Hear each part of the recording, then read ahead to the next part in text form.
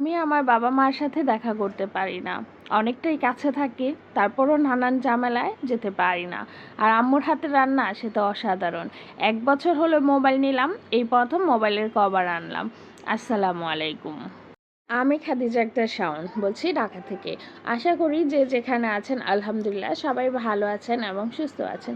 আলহামদুলিল্লাহ আপনাদের সবার দয়ায় আমরাও ভালো আছি এবং সুস্থ আছি। আর আজকে ভিডিওটা শুরু করে দিচ্ছি আনপ্যাকিং দিয়ে। তো আমার মোবাইলটা যেহেতু অনেক দিন আগে আনা হয়েছিল, আর যেহেতু বাংলাদেশে এই মোবাইলটা অ্যাভেলেবেল না, সেই জন্য কভারটা আমার পাওয়া যাচ্ছিল না। তো আমি দারাজে অর্ডার দিয়েছিলাম, দেখলাম অনেকটাই লং টাইম, অনেক সময় লাগে, আবার দামটাও বেশি পড়ে যায়। সেজন্য আমি আলি এক্সপ্রেস থেকে 2টা কভার আনছি। তো এই কভারটা যেহেতু চায়না থেকে আসছে, একটু সময় লাগবেই। আর দারাজ থেকেও যখন অর্ডার দিয়েছি অনেকটাই সময় এবং দামটাও বেশি ছিল, তো আমি ওই অর্ডারটা ক্যান্সেল করে দিয়ে আলি এক্সপ্রেস থেকে অর্ডার দিয়েছি। আর 2টা কভারই আমার কাছে খুব ভালো লাগছে, যেহেতু আমি প্রথমবার এত দূর থেকে এত লং টাইম আনছি। আর খুবই মানে আনইজি মানে ইয়েতে ছিলাম যে ঠিক হবে কি না কভার 2টা। যাই হোক, কভার 2টা পেয়ে তো আমি খুব খুশি হয়েছি, যেহেতু অনেক দিন পর আমার মোবাইলটা নতুন রূপে পাবে। আর মোবাইলের সাথেও একটা কভার দিয়েছিল, সেটা আমার নষ্ট হয়ে গিয়েছে। আর লাল কভারটা নেওয়ার কারণ হচ্ছে বাহিরে যেহেতু আমরা ভিডিও করি, বাহিরে মোবাইল বের করতে হয়, তো অনেক সময় হাতে থেকে পড়ে যাওয়ার সম্ভাবনা থাকে, সেজন্য লাল কভারটা নেওয়া হয়েছে। আর এইদিকে আমার আব্বু আর আম্মু আসছিল আমাকে দেখার জন্য। ভিডিওটা কিন্তু অনেক দিন আগের, আপনারা জানেনই যে আমি অনেকটাই অসুস্থ ছিলাম ভিডিওটা ওই সময়। আব্বু আর আম্মু আসছে আমাকে দেখার জন্য।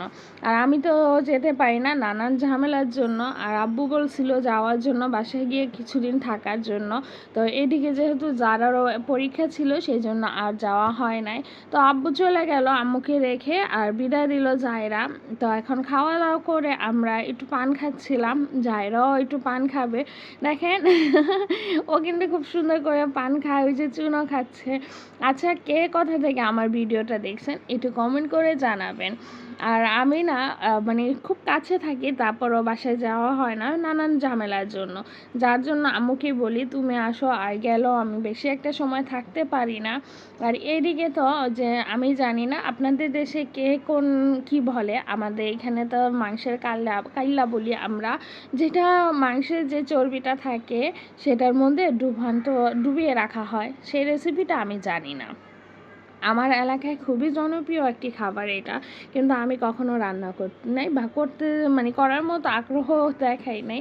তো আম্মু আসছে যেহেতু, আম্মুকে বললাম যে ফ্রিজে যেহেতু মাংস আছে, তুমি এই মাংসটা কেমনে রান্না করো আমাকে একটু দেখাও। তো আম্মু রান্না করছিল আর আমাকে দেখিয়ে দিচ্ছিল। আর অল্প করেই করছি, যেহেতু আমি আবার পরবর্তীতে আমি একবার ট্রায়াল করব, সেই জন্য।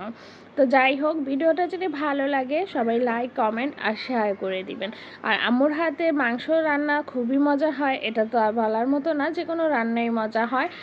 আর যে আগে একটু সিদ্ধ করে নিয়েছিল, এখন ভাজার উপর রাখবে। আর সবার কাছ থেকেই বিদায় নিচ্ছে, আল্লাহ হাফিজ।